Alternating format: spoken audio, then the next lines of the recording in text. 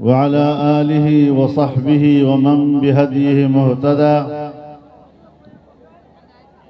أما بعد فأعوذ بالله من الشيطان الرجيم. بسم الله الرحمن الرحيم. يريدون ليطفئوا نور الله بأفواههم والله متم نوره ولو كره الكافرون. صدق الله العظيم.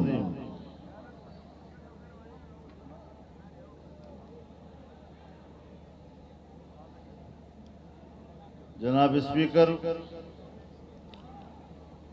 حضرت سائیں عبدالقیوم حالیجوی صاحب دامت برکاتہم، اسٹیج پر موجود معزز علماء کرام، سیاسی زعماء اور میرے صوبہ سندھ کے اس عوامی اسمبلی کے معزز اراکین،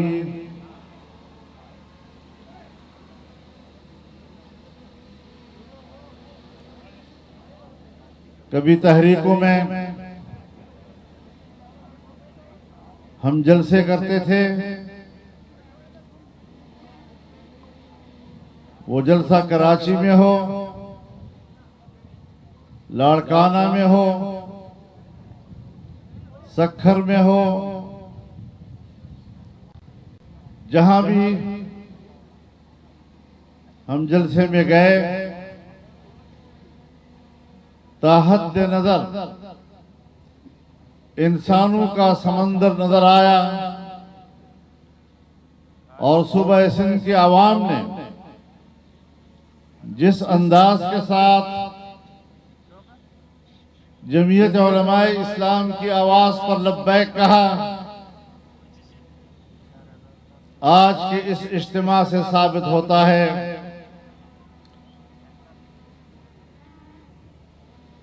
کہ آج بھی آپ اسی جذبے کی پاسداری کر رہے ہیں، آج بھی آپ اسی عزم سے سرشار ہیں، اور اگر ہماری اسٹیبلشمنٹ یہ سمجھتی ہے کہ یہ لوگ تھک جائیں گے، 18 کے الیکشن میں ہم نے دھاندلی کی اور جمعیت کے کارکنوں نے 4 سال تحریک چلائی، آج پھر 2024 میں انہوں نے الیکشن کا جو ناٹک رچایا، ان کا خیال یہ تھا کہ شاید اب ان میں کوئی دم خم نہیں ہوگا اور اب یہ ہماری دھاندلی پر احتجاج کرنے کے قابل نہیں ہوں گے، لیکن میں ان کو پیغام دینا چاہتا ہوں کہ ہمارے ہر کارکن نے رسول اللہ صلی اللہ علیہ وسلم کی اس تعلیم کو یاد کیا ہے، الجہاد ماض الی یوم القیامہ۔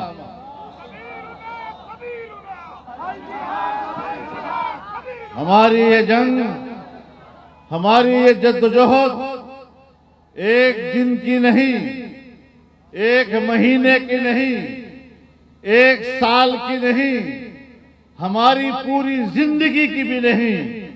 ہم نے اپنے اکابر کی امانت کو سنبھالا اور انشاءاللہ ہم دنیا میں نہیں بھی ہوں گے، ہمارے وارث اس جدوجہد کو آگے بڑھائیں گے اور جہاد کا سلسلہ جاری رہے گا۔ نعرہ تکبیر! سبیلنا سبیلنا سبیلنا سبیلنا لبیک لبیک لبیک لبیک میرے دوستو،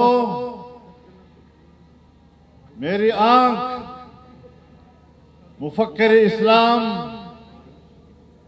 حضرت مفتی صاحب رحمہ اللہ کے گود میں کھلی، اور میں جانتا ہوں کہ جب جمعیت علماء کا پہلا منشور شائع ہوا، وہ منشور غریب کا ترجمان تھا، وہ منشور ملک کی وحدت کا ضامن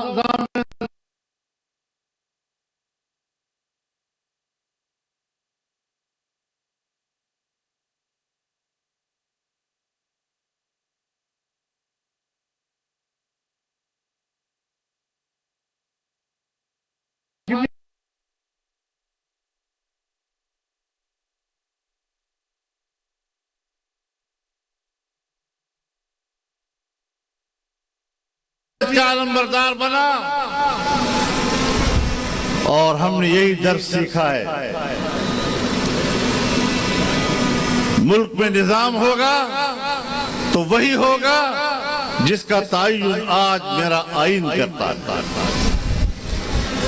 کہ حاکمیت اعلی اللہ رب العالمین کی ہوگی، اور عوام کے منتخب نمائندے اللہ کی نیابت کرتے ہوئے اس کی تعلیمات پر عمل کریں گے، اس کے مطابق قانون سازی کریں گے۔ یہ آئین کا حصہ ہے، یہ آئین کا حصہ ہے کہ اسلام پاکستان کا مملکتی مذہب ہوگا۔ یہ آئین کا حصہ ہے کہ قانون سازی قرآن و سنت کے تابع ہوگی، اور یہ آئین کا حصہ ہے کہ قرآن و سنت کے منافق کوئی قانون سازی نہیں ہوگی۔ لیکن میرے محترم دوستو، ہم دیکھ رہے ہیں کہ تب سے پاکستان کی اسمبلیاں ایسے لوگوں سے بھر دی جاتی ہیں کہ جنہیں قرآن و سنت کے نظام سے کوئی دلچسپی نہیں ہوتی، وہ صرف اور صرف اقتدار کی جنگ لڑتے ہیں، اور اقتدار میں بھی وہ عوام کے مفاد کے لیے نہیں، اپنے ذاتی مفاد کے لیے اقتدار کی قوت کو استعمال کرتے ہیں۔ وہ خود بڑے جاگیردار بنتے ہیں، بڑے صنعتکار بنتے ہیں، لیکن آج 75 سال کے بعد آپ پاکستان کو دیکھیں، کیا پاکستان کا وہ شہری جو اللہ کے نظام کا پیاسا ہے، کیا اس کی پیاس بجھی ہے؟ آپ بتائیں، کیا پیاس بجھ گئی اس کی؟ جب ہم حقوق کی بات کرتے ہیں اور ہر صوبے کے حقوق کی بات کرتے ہیں، اور کبھی ایسا موقع نہیں آیا کہ سندھ کے حقوق کی بات ہو اور ہم آپ کے ساتھ شانہ بشانہ نہ کھڑے ہو۔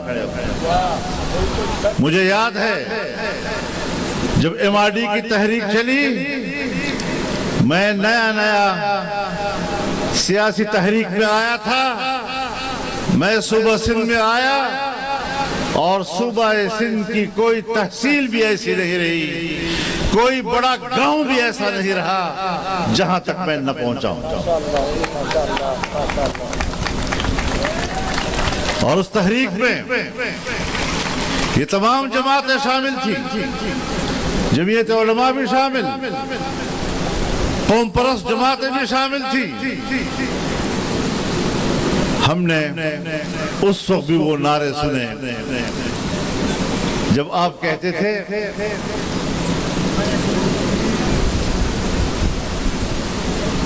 پنو آکل میں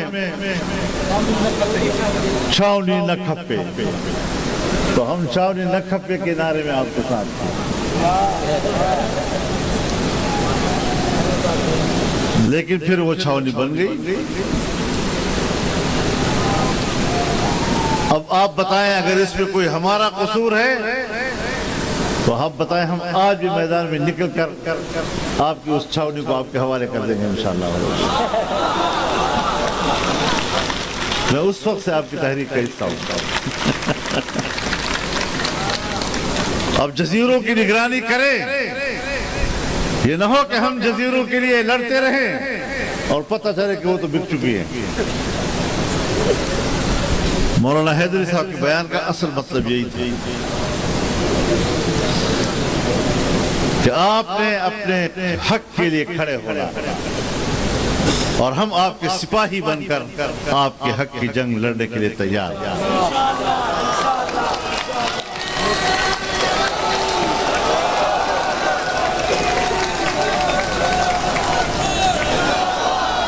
لیکن میرے محترم دوستو، آج کا یہ جو جلسہ ہو رہا ہے اور عوامی اسمبلی کے عنوان سے ہو رہا ہے، یہ اس لیے ہو رہا ہے کہ انتخابات کے ذریعے جو اسمبلیاں وجود میں آئی ہیں وہ جعلی اسمبلیاں ہیں. صرف یہ نہیں کہ ووٹوں میں ہیر پھیر کیا گیا، یہ نہیں کہ ووٹ کے بکسے تبدیل کیے گئے، باقاعدہ اسمبلیاں خریدی گئی ہیں. سندھ کی اسمبلی سے لے کر ایوان صدر تک کا سودا ہوا.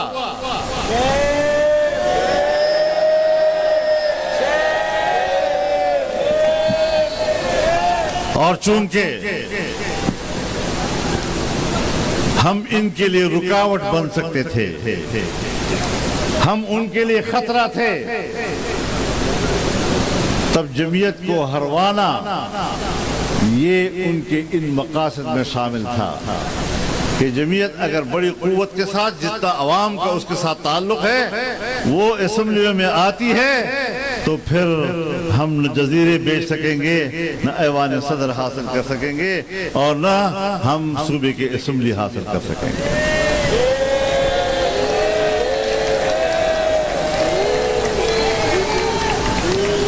اب یاد رکھو، ہم پاکستانی ہیں، ہم پاکستان کے وفادار ہیں، لیکن پاکستان کی وفاداری کا معیار کچھ اور ہے. یہاں ملک سے وفاداری، اپنی مٹی سے وفاداری، اس کی کوئی قدر و قیمت نہیں ہے جب تک کہ آپ اسٹیبلشمنٹ کے بوٹ نہیں چاٹو گے.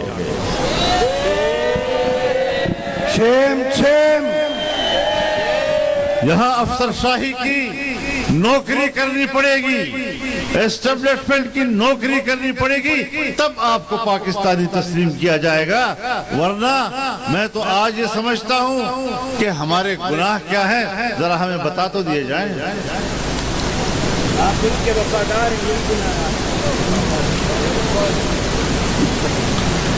اور میں بتانا چاہتا ہوں، فیصلے اسٹیبلشمنٹ کرتی ہے.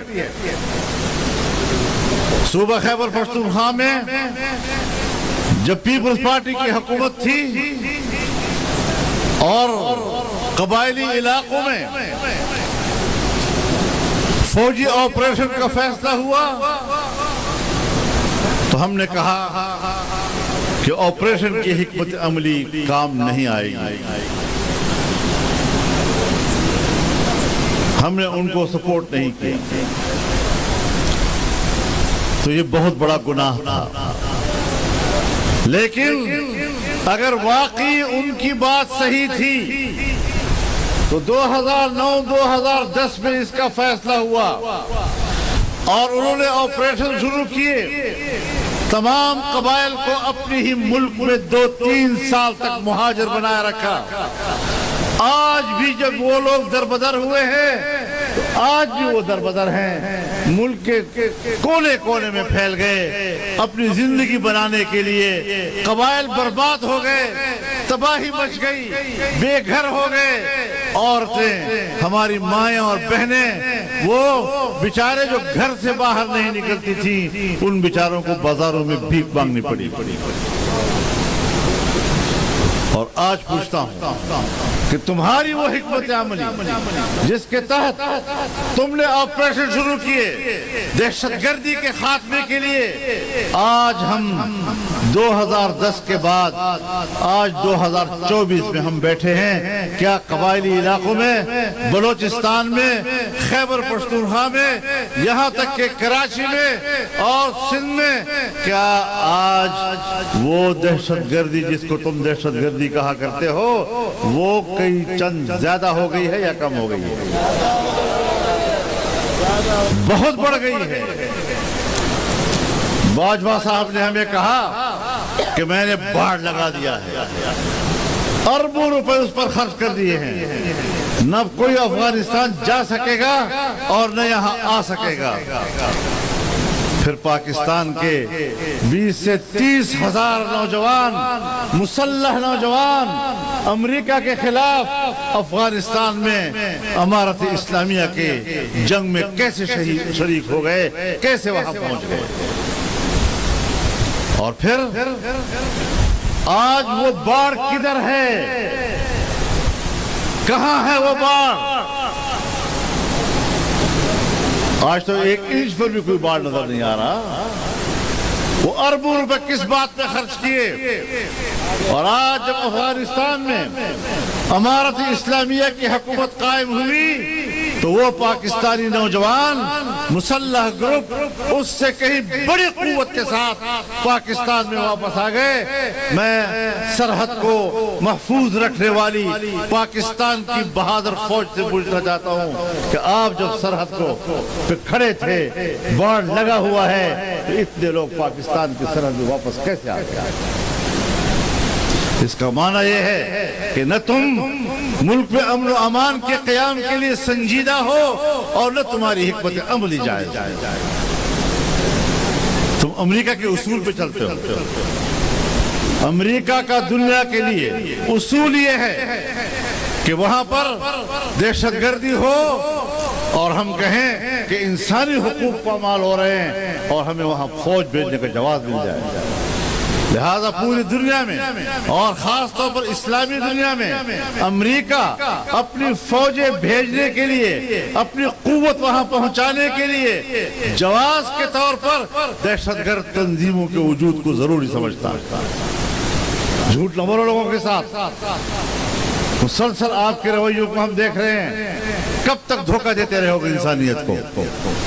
اور امریکہ کی خارجہ پالیسی کی اساس دوسری بات کہ اسلامی دنیا کے ممالک کو توڑو اور چھوٹے چھوٹے ممالک بناؤ تاکہ ان کے مفادات پر ہم قبضہ کر سکیں۔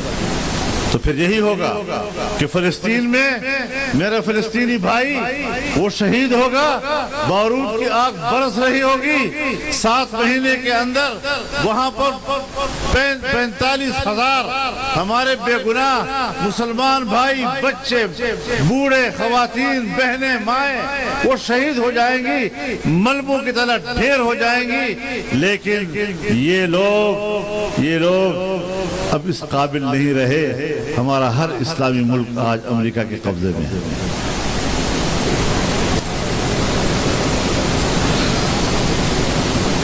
کہتے ہیں پاکستان بڑا ملک ہے، بالکل بڑا ملک ہے۔ پاکستان صلاحیت والا ملک ہے، بالکل صلاحیت والا ملک ہے،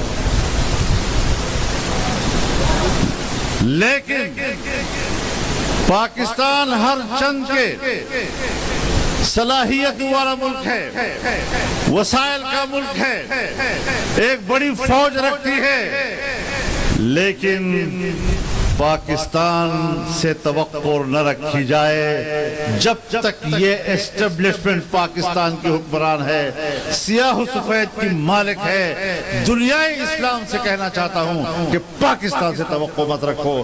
جب انقلاب لائیں گے اور ہم اس ملک کے حکمران ہوں گے پھر انشاءاللہ پاکستان عملی طور پر آپ کے شانہ بشانہ کھڑا ہو کر نعرہ تکبیر! جمعیت علماء اسلام سبیلنا سبیلنا سبیلنا سبیلنا طریقنا طریقنا لبیک لبیک ہماری جدوجہد محض اسمبلیوں تک پہنچنا نہیں ہے، اب ہماری جدوجہد صرف وزارتوں تک پہنچنا نہیں ہے، ہماری جدوجہد اپنے کسی ایک آدھ حلقے کے حوالے سے احتجاج کی تحریک نہیں ہے، ہم پاکستان میں ایک آزاد پاکستان کے لیے، خود مختار پاکستان کے لیے، طاقتور اور عزت نفس کے مالک پاکستان کی جنگ لڑ رہے ہیں، اور یہ تحریک جو چل رہی ہے انشاءاللہ اس منزل کو حاصل کرے گی۔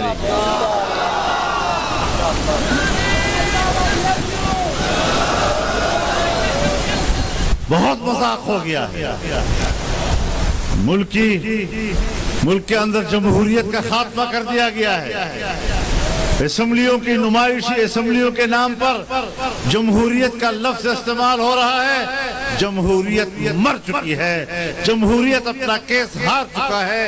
اگر جمہوریت کو آپ نے حقیقی معنوں میں ملک کے اندر لانا ہے تو پھر یہ عوامی اسمبلیوں کی تحریک کو اٹھانا ہوگا اور حقیقی جمہوریت کے منظر کی طرف لے جانا ہوگا۔ جمہوریت اور پیچھے ڈکٹیٹر بیٹھا ہوتا ہے، ڈکٹیٹر کے اشارے پر قانون سازی ہوتی ہے، ڈکٹیٹر کے اشارے پر وزیر اعظم کابینہ کا اجلاس بلاتا ہے، اور اب تو ہمارے ملک میں یہ مثال بھی قائم ہو گئی کہ ایک وزیر اعلیٰ نے پوری کابینہ کو لے جا کر کور کمانڈر کے گھر میں میٹنگ کی۔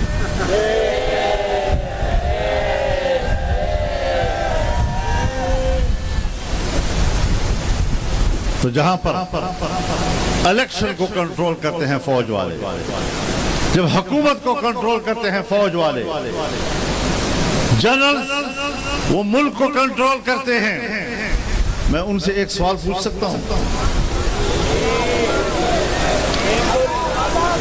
جب یہاں پر اگر کوئی مسلح تحریک اٹھتی ہے اور کہتے ہیں کہ ہم اسلام کے لیے لڑ رہے ہیں، تو یہاں ایک آواز اٹھتی ہے کہ جبر کی بنیاد پر، اسلحے کی قوت سے آپ اس ملک پر اپنا نظام لا رہے ہیں، یہ تو دہشت گردی ہے۔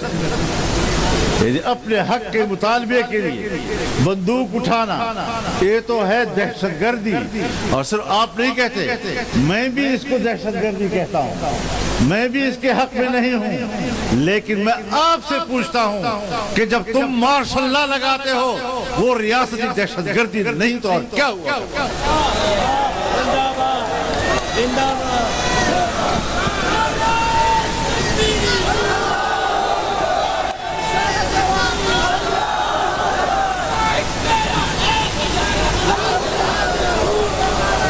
آپ مستقل طور پر پاکستان کی سیاست کو کنٹرول کر رہے ہیں، اور اس کے سب سے بڑی علامت ایپیکس کمیٹیاں ہیں۔ تحصیل میں کوئی میٹنگ ہوتی ہے آپ کا میجر بیٹھتا ہے، اگر ضلع میں کوئی میٹنگ ہوتی ہے آپ کا کرنل بیٹھتا ہے اس میں، اگر ڈویژن میں کوئی اجلاس ہوتا ہے سویلین افسران کا تو اس میں آپ کا بریگیڈیئر بیٹھتا ہے، جب صوبے میں کوئی اجلاس ہوتا ہے، صوبائی حکومت کرے، انتظامیہ کرے، تو آپ کا کور کمانڈر اس میں بیٹھتا ہے، وفاق کی سطح پر حکومت کا کوئی اجلاس ہو تو پھر آپ کے ایپیکس کمیٹی کے نام پر آرمی چیف بیٹھتا ہے۔ آپ بتائیں کہ آپ سول انتظامیہ کے تمام فیصلوں کو ہر سطح پر اپنے کنٹرول میں نہیں رکھتے؟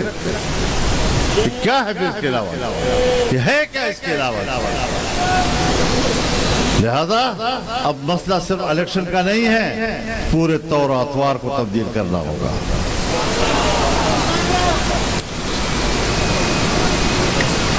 تو میرے محترم دوستو، میں اپنے صحافی حضرات سے بھی کہتا ہوں، وہ بھی روزمرہ کے مسائل پر سارا دن صرف کر لیتے ہیں، ہمارے جو چینلز ہیں جب ان کو دیکھتے ہیں کوئی پتہ نہیں ہوتا ملک اور دنیا کدھر جا رہی ہے، وہ فلانا انہوں نے یہ جملہ کہہ دیا، اس نے اس طرح ہنسا، وہ اس کو ہنسا، وہ اس طرح رویا، وہ اس طرح رویا، اور وہ کیوں رویا، وہ کیوں کمرے سے باہر نکلا، کیوں کمرے کے اندر گیا، اس سے بڑھ کر کوئی تبصرہ نہیں ہے۔ کیوں؟ معاف فرمائیے، بڑے ادب و احترام سے کہنا چاہتا ہوں، کہ آج جرنلزم نہیں ہے، آج جرنلزم کی جگہ کرنلزم نے لے لی ہے۔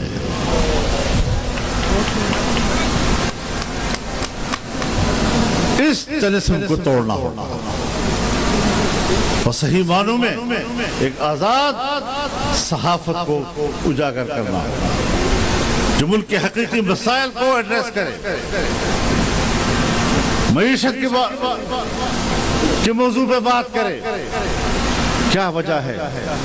ہمارے 75 سال ہو گئے ہیں، ہم صرف وقتی طور پر کوئی ایک جنرل آتا ہے کہتا ہے بالکل ہم اپنی فوج کے روایات سے آگے نہیں ہٹیں گے، وہ چند دن ہوتے ہیں، وہ چلا جاتا ہے، اس کے بعد پالیسیاں چل رہی ہوتی ہیں۔ سول بیوروکریسی میں بھی کوئی اچھا آدمی آ جاتا ہے، دیانتدار آدمی آ جاتا ہے، وہ اپنے دور میں 1 سال 2 سال تک اچھا بہتر کارکردگی دکھا دیتا ہے، وہ چلا جاتا ہے۔ ادارے کیوں خراب ہو گئے؟ ملک کی معیشت کیوں تباہ کر دی گئی؟ اور آج تمام ادارے پرائیویٹائز کیے جا رہے ہیں۔ اب آپ کا کراچی ایئرپورٹ بھی پرائیویٹائز ہو جائے گا، آپ کے جہاز بھی، پی آئی اے بھی، سب کچھ پرائیویٹائز ہو جائے گا۔ یہ حالت یہاں تک پہنچی کیوں؟ پہنچی نہیں، پہنچائی گئی ہے، پہنچائی گئی ہے۔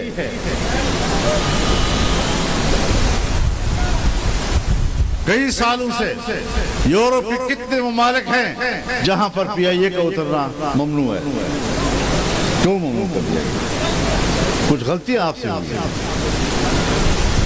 آج بھی ہمارا ملک زرعی ملک ہونے کے باوجود غریب آدمی آٹے کو رو رہا ہے، گندم کو رو رہا ہے، بھیک مانگ رہا ہے، بھوک کے مارے بلبلا رہا ہے، بچہ اس کا بھوکا ہے۔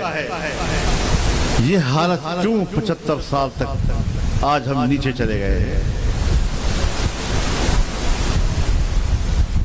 لطیف بھائی نے کہا کہ 45 لاکھ بچے سندھ میں اسکول میں نہیں جا رہے، تو میں انہیں کہنا چاہوں گا کہ آپ کے پاس اگر علاج نہیں ہے تو اس کا علاج ہمارے پاس ہے۔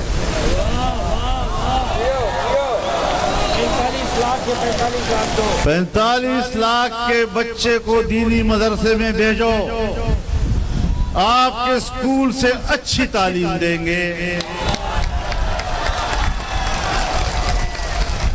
آپ کے بچے کو مفت تعلیم دیں گے، مفت کتابیں ملیں گی، آپ کے بچے دیہات سے دور پیدل جائیں اور واپس آئیں نہیں، ہر بچے کو ہاسٹل میں مفت جگہ ملے گی، مفت بجلی ملے گی اور مفت کھانا ملے گا۔ لے آؤ دینی مدرسوں میں تاکہ وہ تعلیم حاصل کریں۔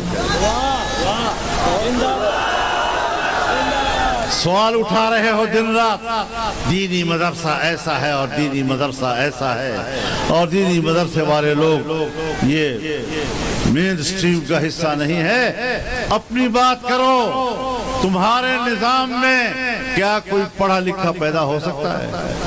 اکثریت ان پڑھے لکھوں کے سامنے آتی ہے جو پڑھا لکھا جاہل کہلایا کرتا ہے۔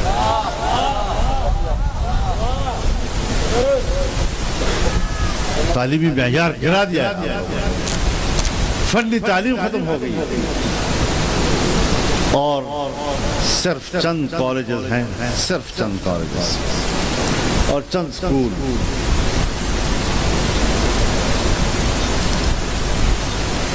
ایچ ایس این کالج ہو گیا، برن ہال ہو گیا، بیکن ہاؤس والے ہو گئے، کراچی کے گرامر اسکول والے ہو گئے، سب انہی اداروں سے نکل کر یہ فوجی بھی بنتے ہیں، سرکاری افسر بھی بنتے ہیں، تاجر بھی بنتے ہیں، کاروباری طبقہ بھی بنتے ہیں۔ عام اسکولوں میں پڑھنے والے بچے وہ ملک میں کوئی بڑا کردار نہیں ادا کر سکتے۔ تو آج تک تم اپنے زیر انتظام تعلیمی ادارے کے نوجوانوں کو اس قابل نہیں بنا سکتے کہ وہ ملک کا وزیر بن سکے، ملک کا بڑا افسر بن سکے۔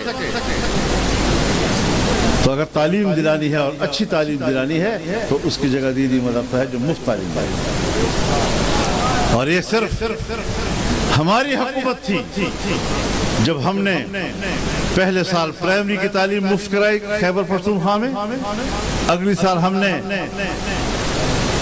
میڈل کو مفت کرایا، اگلے سال ہم نے میٹرک کو مفت کرایا، اور جس سال ہم حکومت چھوڑ رہے تھے تو ہم نے بجٹ میں FFC کو بھی مفت کرایا. تمام ہسپتالوں میں ایمرجنسی مفت کر دی، اور یہ قدم تھا لوگوں کے مفت علاج کی طرف. لیکن جو ملک کی خدمت کرتے ہیں لیکن وہ بوٹ پالش کرنے کے لیے تیار نہیں ہوتے، آپ ان کو اقتدار سے دور رکھتے ہیں. یہ طاقت نہیں چاہیے، یہ طاقت نہیں چاہیے. میرے محترم دوستو،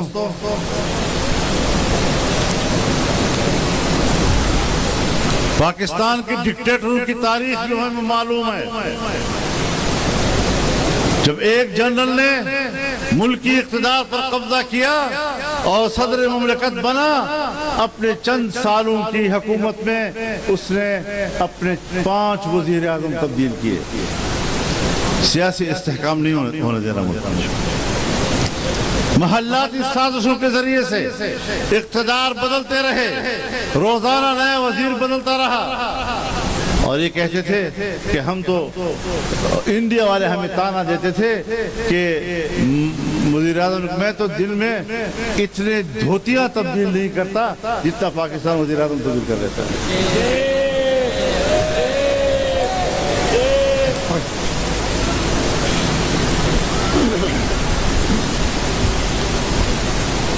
پھر مارشل لاء آئی. مارشل لاء میں پاکستان کے 3 دریا بیچ دیے گئے. آج ہم روتے ہیں کہ انڈیا ڈیم باندھ رہا ہے اور ہمارا پانی روک رہا ہے. ہماری زراعت کا کیا بنے گا؟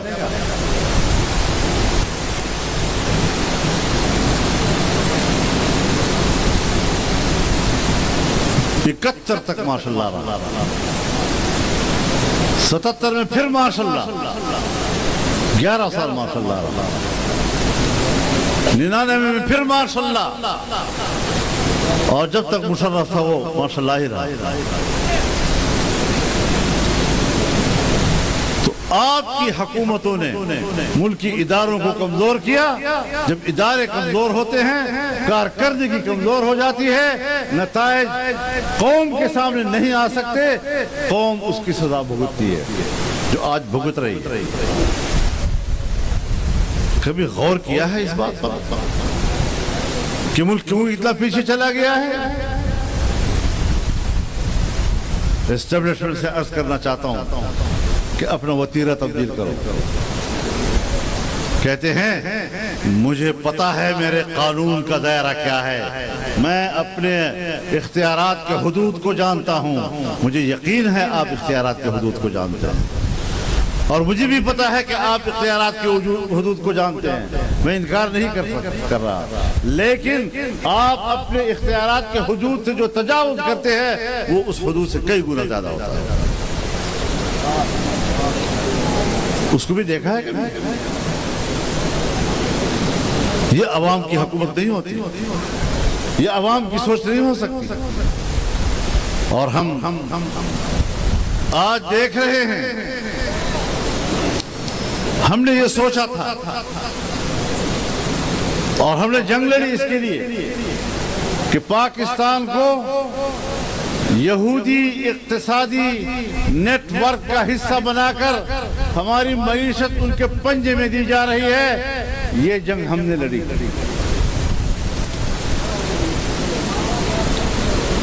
ہم نے یہ جنگ لڑی کہ قادیانیوں کو دوبارہ مسلمان کا سٹیٹس دینے کی کوشش کی جا رہی ہے، ہم نہیں ہونے دیں گے. اور ہم نے وہ ایجنڈا ناکام بنایا. لیکن آج جب ہم سپریم کورٹ کی طرف دیکھتے ہیں تو ہمارے چیف جسٹس صاحب ایک فیصلہ دیتے ہیں، وہ محض ایک ضمانت کا مسئلہ ہے، اور اس پہ وہ چیزیں لکھتے ہیں جس کا اس مقدمے سے کچھ تعلق ہے،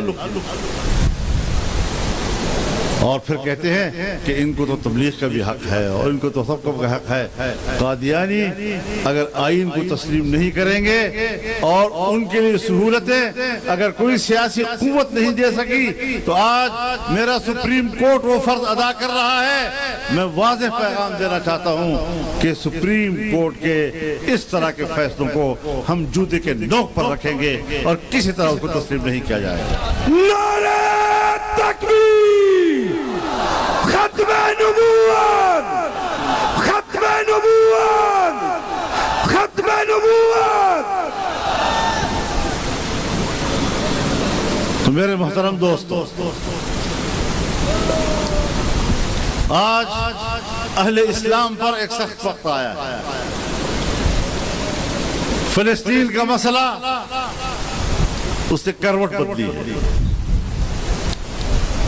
آپ تو خود جانتے ہیں موضوع یہ بن گیا تھا دنیا میں کہ اسرائیل کو تسلیم کرنا۔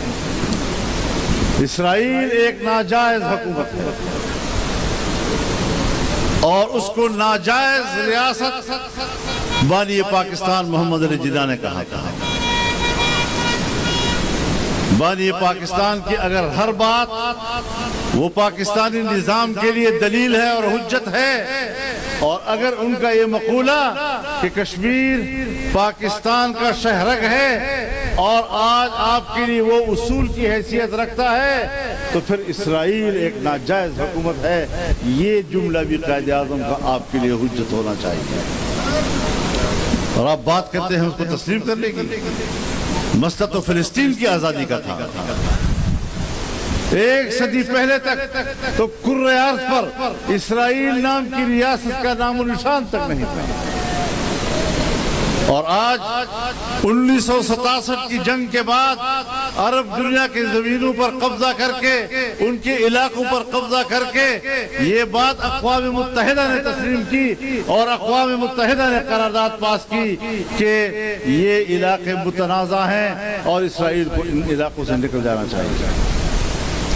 جس طرح ہم کہتے ہیں کہ اقوام متحدہ کی قرارداد ہے کہ کشمیر سے انڈیا کی فوجیں نکل جائیں، بالکل اسی طرح اب یہ علاقہ متنازع ہے۔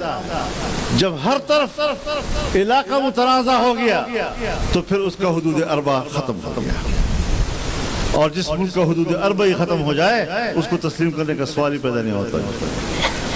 امریکہ کا جبر ہے کہ اس نے متنازع علاقے کے اندر بیت المقدس میں اپنا سفارت خانہ کھولنے کا اعلان کیا۔ یہ اصول نہیں ہے، یہ بدمعاشی ہے، یہ بدمعاشی ہے۔ لیکن جس فلسطین کی آزادی کی بات کرتے ہیں ہم، اور مسئلے کے رخ کو فلسطین کی آزادی کے عنوان کی طرف تبدیل کرنا ہے، وہ آج اس وقت حماس کے حملے کے بعد جو بھی اقدام ہوا ہے، یہ فلسطین کی آزادی کی طرف پہلا قدم ہے، اور ہم ان کے شانہ بشانہ کھڑے ہیں۔ تو ہمارا گناہ یہ ہے، جمعیت کا گناہ یہ ہے کہ اسٹیبلشمنٹ کہتی ہے ہم آپریشن کریں گے، ہم کہتے ہیں آپریشن حل نہیں ہے، آج تک بھی حل نہیں ہوا۔ نواز شریف کی حکومت میں فاٹا انضمام کا مسئلہ آیا، ہم نے کہا غلط فیصلہ ہے، یہ قبائل کو نقصان دے گا، قبائل کے سٹیٹس کو نقصان دے گا، آنے والے مستقبل میں ہمارے لیے سرحدی تنازع پیدا کرے گا، آپ اس طرح نہ جائیں۔ مان بھی گئے، پھر دباؤ آیا کہ نہیں کرنا ہے، اور خود مجھے آرمی چیف نے کہا کہ آپ کیوں مخالفت کر رہے ہیں؟ تو امریکہ کے دباؤ پر آپ نے کیا، ہم نے مخالفت کی۔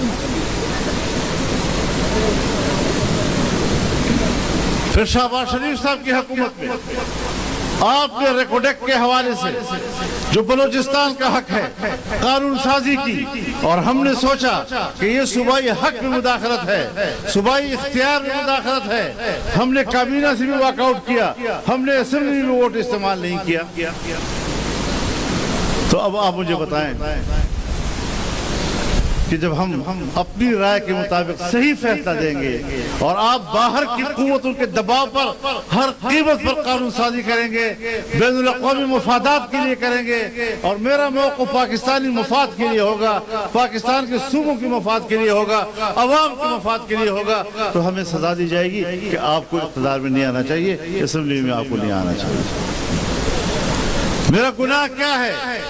یہی گناہ تھا کہ میں نے حماس کی حمایت کا اعلان کیا اور میں حماس کی قیادت کے لیے قطر چلا گیا اور ان کے ساتھ میری تصویریں آئیں تو ہنگامہ کھڑا ہو گیا اور امریکہ بہت ناراض ہوا کیونکہ وہ تو اسرائیل کو سپورٹ کرتا تھا، حماس تو اس کے خلاف دہشت گرد تنظیم تھی، ہماری ملاقات دہشت گرد تنظیم سے ہو گئی۔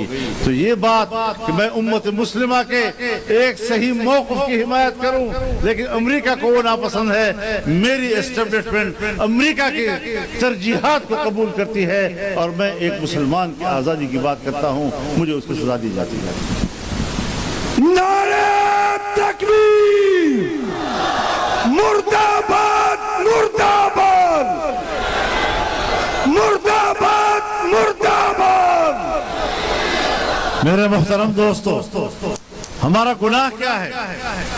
یہی گناہ کہ جب پاکستان اور افغانستان کے تعلقات خراب ہو رہے تھے اور ایک دوسرے کے مقابلے میں فوجیں آ رہی تھی اور ان حالات میں میں افغانستان گیا، میں نے ایک ہفتہ وہاں گزارا، میں نے تمام معاملات ٹھیک کرا دیے، تمام معاملات ٹھیک ہو گئے، وہ بھی راضی تھے اور یہ والے ہمارے والے بھی راضی تھے، لیکن امریکہ نے کہا کہ ہم تو افغانستان کی امارت اسلامیہ کو کمزور کرنا چاہتے ہیں۔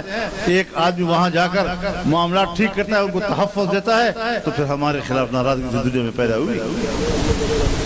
اب میں صرف اسمبلی کا ممبر بننے کے لیے حق کو چھوڑ دوں، حق والے موقعوں کو چھوڑ دوں، اسلامی دنیا کے مفاد کو چھوڑ دوں، اپنے ملک کے مفاد کو چھوڑ دوں، یہ وہ چیزیں ہیں کہ جس کی بنیاد پر آج ہمارے اس جلسے میں اور اس سے آگے بھی جو ہوں گے سمندر ہوگا انسانوں کا، یہ سب کچھ دیکھتے ہوئے بھی الیکشن میں جعلی نتائج کی بنیاد پر جمعیت کو ہرایا جائے گا اور قوم پرستوں کو بھی ہرایا جائے گا اور گھروں میں بٹھانے کی کوشش کی جائے گی۔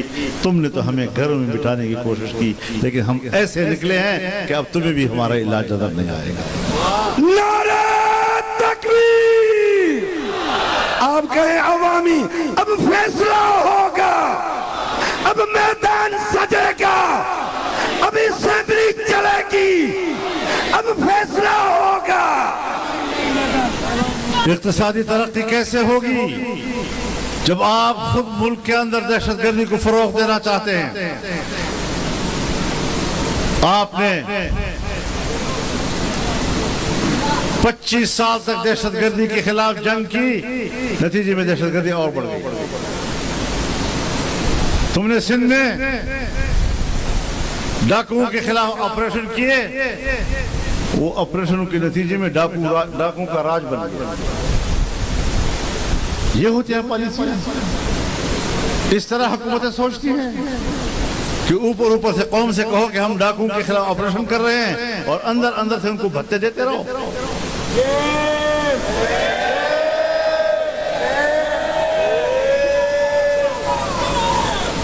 مجھے باقی تو معلوم نہیں، لیکن اپنے صوبے کے بارے میں مجھے معلوم ہے کہ جو بھی سرکاری ٹینڈر آتا ہے اگر وہ 10 ارب کا ہے تو اس میں 10% حصہ وہاں کے مسلح تنظیموں کا ہوتا ہے حکومت کی رضامندی کے ساتھ۔ آپ ان کو اپنے سرکاری فنڈ میں سے 10% ان کو حوالے کریں، یہ دہشت گردی کو سپورٹ نہیں ہے، لیکن اگر ایک غریب آدمی کے گھر پر بڑے بڑے لمبوں بالوں والے اور مونچھوں والے مسلح بندوقوں کے ساتھ گھر میں آ جائیں اور کہیں ہمیں ذرا چائے پلاؤ، وہ بیچارہ چائے نہیں پلے گا تو کیا کرے گا؟ کہتے ہیں کھانا کھلاؤ، وہ نہیں کھلائے گا تو کیا کرے گا؟ اگلے دن فوج آتی ہے اور گھر والے کو اٹھا لیتی ہے، آپ نے چائے کیوں پلائی؟ اب یہ نہیں دیکھتے کہ تم سرکاری فنڈ سے 10% ان کو دے رہے ہو، وہ جرم نہیں ہے، لیکن غریب آدمی کے گھر میں اگر ایک کپ چائے پی لی تو غریب آدمی کو دنیا کو دکھاتے ہیں جیسے ہم دہشت گردی کے ساتھ جنگ لڑ رہے ہیں۔ یہ دکھاوے نہیں چلیں گے آپ، ملک کو ٹھیک کرو ورنہ ہم میدان میں ہیں, ہم روڈوں کے اوپر ہیں. معاملات سدھارو, الیکشن دوبارہ کراؤ, منصفانہ الیکشن کراؤ. اگر قوم مجھے نہیں چاہتی مجھے کوئی گلہ نہیں, مجھے کوئی گلہ نہیں. لیکن اگر قوم مجھے چاہتی ہے اور آپ نتائج تبدیل کر کے میرا حق کسی اور کو دیتے ہیں تو یہ تسلیم نہیں کیا جائے گا. فوج کے ہاتھ میں جو ہم نے بندوق دی ہوئی ہے وہ ہمیں تحفظ دینے کے لیے ہے, ہمیں غیر محفوظ بنانے کے لیے نہیں. آج پاکستان ایک غیر محفوظ ریاست ہے. ایک غیر محفوظ ریاست کیوں بنا؟ غیر محفوظ ہونا یہ کس کی ذمہ داری ہے؟ حفاظت کس ادارے کی ذمہ داری ہے؟ اور وہ اپنی حفاظت میں کیوں ناکام ہوگا؟ کیا اس بات پر بھی غور کیا جائے گا؟ یا جب ہم حقائق بیان کریں گے تو ہم مجرم ہوں گے؟ انہوں نے اپنی غلطیوں کی اصلاح نہیں کرنی تو ہم یہی کہیں گے کہ یہ غلطی نہیں, آپ کی آمدن پالیسیاں ہیں. تو میرے محترم دوستو, انشاءاللہ اس تحریک کو آگے بڑھانا ہے اور یہ آغاز ہے. پہلا جلسہ ہمارا پشین میں ہوا, بہت بڑا جلسہ, ہر چند کے وہاں بارشیں تھی, راستے بند تھے, لیکن پھر بھی عوام کا ایک زبردست سیلاب وہاں آیا. اور آج کراچی میں صوبہ سندھ کے عوام کا یہ سمندر, اور اگلا مرحلہ انشاءاللہ پشاور میں ہوگا. باقی باتیں پھر وہاں پشاور میں کریں گے. اللہ تعالی ہمارا حامی و ناصر ہو. وآخر دعوانا ان الحمدللہ. کو روکے ذرا پہلے بھائی جان, آپ سب کو دونوں ہاتھوں سے سلام. آپ کا شکریہ ادا کرتا ہوں. ایک ایک کارکن, ایک ایک عہدیدار, ایک ایک ورکر, ایک ایک رضاکار, ایک ایک سالار, ایک ایک تحصیل, پی ایس, ضلع یونٹ کے امیر, general secretary, media, social media, سب کا دل